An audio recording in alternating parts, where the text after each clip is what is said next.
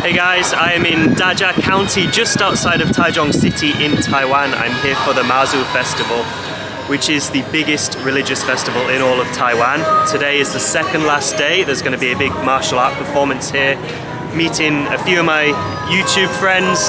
Jis is on his way, who you guys will remember from my last series in Taiwan. Also going to meet Vincent Tung and Mark Mastandrea.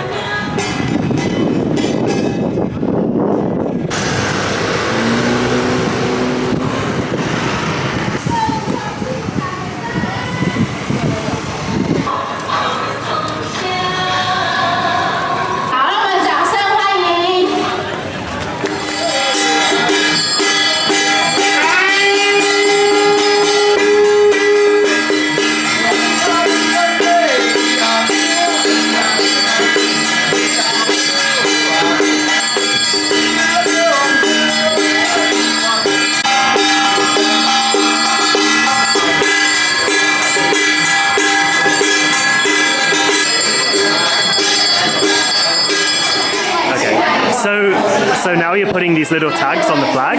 Yeah, we put it every time we come over to Zhenlanpeng, and I've been there twice, but 3 times, but I just bought the flag like that, so I only got one. And then the flag represents the Mazu from Zhenlanpeng temple. So when you put it in your place, it's like the Zhenlanpeng Mazu powers are in your place. Okay, so you have a shrine in your home and you put it on the shrine? Just the flag. But yeah, you usually put it by the shrine. If you have a deity shrine, then you put it by the shrine, but it doesn't have to. If you don't, you just put the flag standing up with a mirror downwards, and it reflects the power.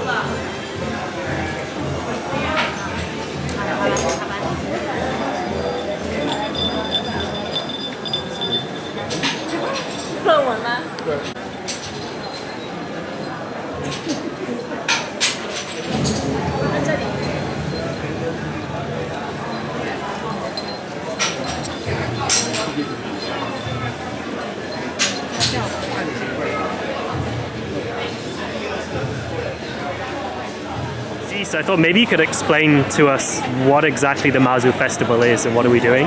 Yeah, so the Mazu Festival is the biggest Taoist pilgrimage in Taiwan. I think it's the biggest in the world as for Taoism, I'm not sure. Anyway, every year in Taizu, and it goes back to the Qing dynasty, they would go for, back then it was 4 days, now it's 9 days of pilgrimage all around between Jia and Zhenlanpeng here in Dajia. So the deity would just travel to many temples to basically say hi to her other Mazu and other Taoist god friends, and then come back to Zhenlanpeng with all their powers back for 1 more year until next year. Yeah. What's so important about Mazu, particularly for like Taiwanese culture? Yeah, Mazu is the biggest, let's say, Taoist goddess in Taiwan, but also in Fujian.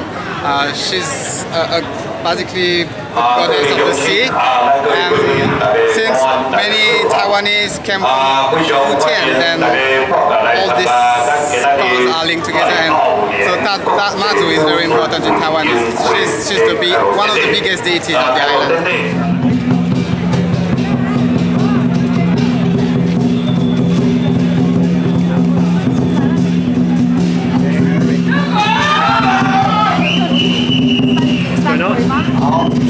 What's going on? The deities are going to pay their respects to Mazu. But they kind of just suddenly broke through the middle. They were in an argument over here, but they're like, we gotta get in and do this.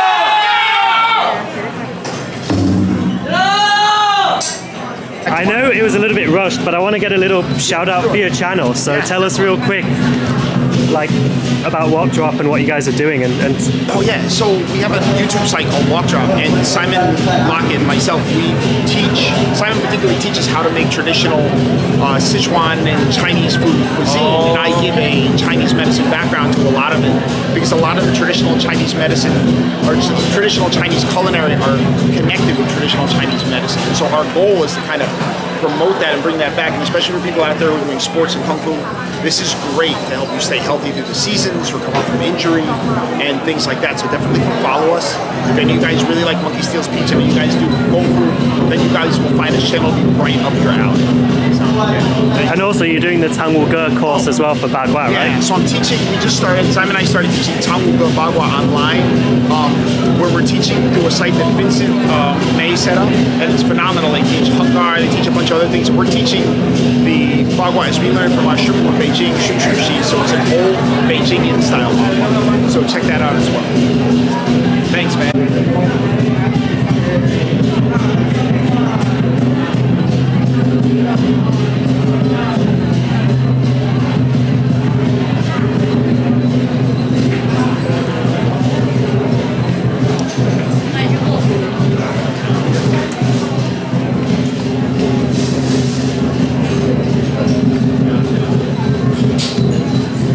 Is this your first time to the Mazu Festival? This one, yeah.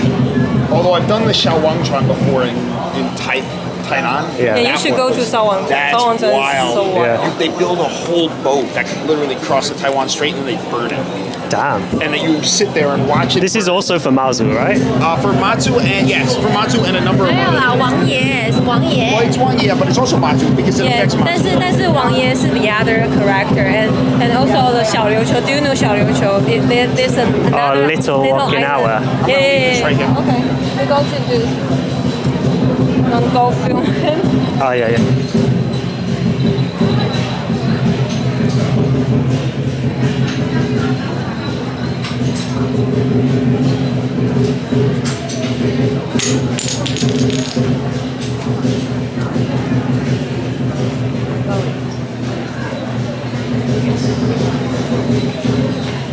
Probably got to go. Yeah. Yeah. And also, Yes. Did you get a good result? Got it, yes, yeah. the one. So, yep. Only one. Okay. Sometimes you do it 3 times, but in this case we'll do it 1 time. So. So let's go to turn to 好，其他的我们就在后面，就里面拍不下，我们就往外面，没关系哈。3月15日，国历4。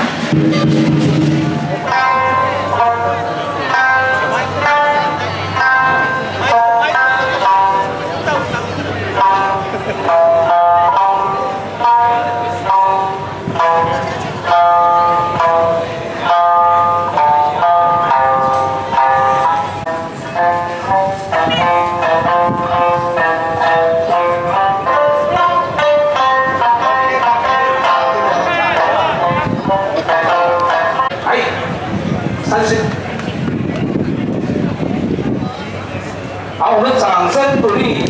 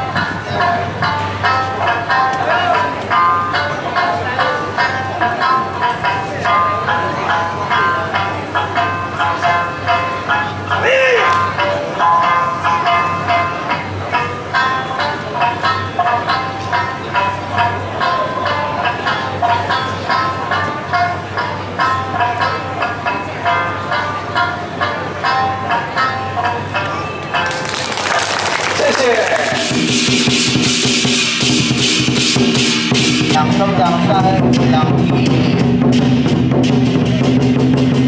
将破口旁的交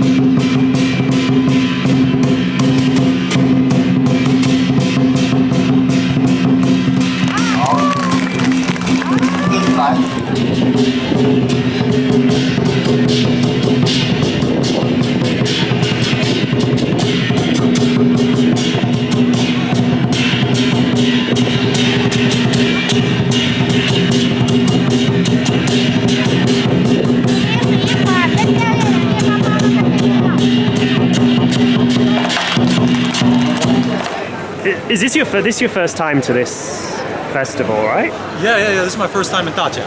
Yeah. For this festival. Yeah, first time. And how is it? How do you feel? It's cool. It's cool. I've been to smaller local religious events where they combined it with the wushu, the martial arts. But this is the first time in this place, and this is epic because for people that don't know, this is like the Mazu Pilgrimage. Mazu is one of the most important deities in Taiwan. She's a sea goddess, I guess. It's oversimplification. And something I thought would be interesting for you to explain is what we were just talking about, like the connection between martial arts and the community and events like this. I thought it'd be something cool that you could share with us. So today, a lot of times you see martial arts being performed in front of temples, during temple celebrations, stuff like that. So that's no mistake. That actually goes back to the frontier days when the temple represented like the center of the community. Right? Every community, every village, every town was basically its own little polity, with its own militia, with its own headman, who may or may not have answered to the Qing dynasty. But essentially, on one wing you'd have the armory, you'd have the gods. On another wing you'd have the school, right? Politics, business, the marketplace, martial arts training, militia training, academics, and worship would all happen at the temple. So because of that, even today in Taiwanese society, religion, martial arts, business, and politics are all kind of together. Yeah, it's really very much part of the culture. That's awesome, thanks man. Vincent Tung, the legendary wandering warrior. This was really my first time to experience something like this. I mean, the whole time that I was living in China, you don't really see the culture quite so alive in the same way there that you do here. So that was really, really special. And one of the things, like from a martial art perspective, is, you know, when we talk about forms practice, you know, a lot of people are kind of thinking that, you know, the purpose of forms is purely to codify techniques you're going to use in a fight, right? But actually, a very big part of it as well is about attending these sort of festivals to promote your school, to kind of showcase your style, to showcase the way you move, the kind of power, the way you express yourself. So there's most definitely that aspect to martial art practice, that because these kind of events aren't really like a thing in China anymore, I don't want to say it's quite lost because there still are forms performances, but it's not quite as much a part of like local community and society as much as, like, for example, what you can see here. Like, as you can see throughout the day, you know, people from all these different martial arts styles are showcasing their forms, and they're all trying to, you know, stand out and do something that looks different to what everyone else is doing. And so that's where I would say that this whole actual concept of having certain styles and forms, perhaps, I wouldn't say comes from, but at least, you know, there's a clear influence there. Because ultimately, frankly speaking, if you're really just looking at the application of Kung Fu, out of all the different styles that I've seen throughout China and elsewhere in Asia, I honestly don't think there's anything really that different between the various styles, but it is really in their forms that are where they really stand out.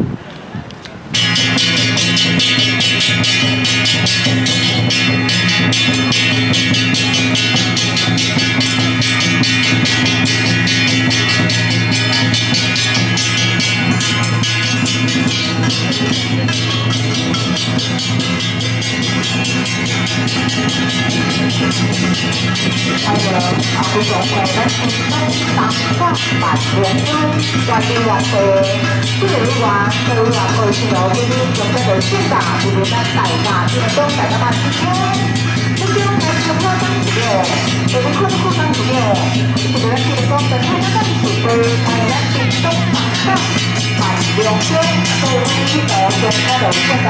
Ghiền Mì Gõ để không bỏ lỡ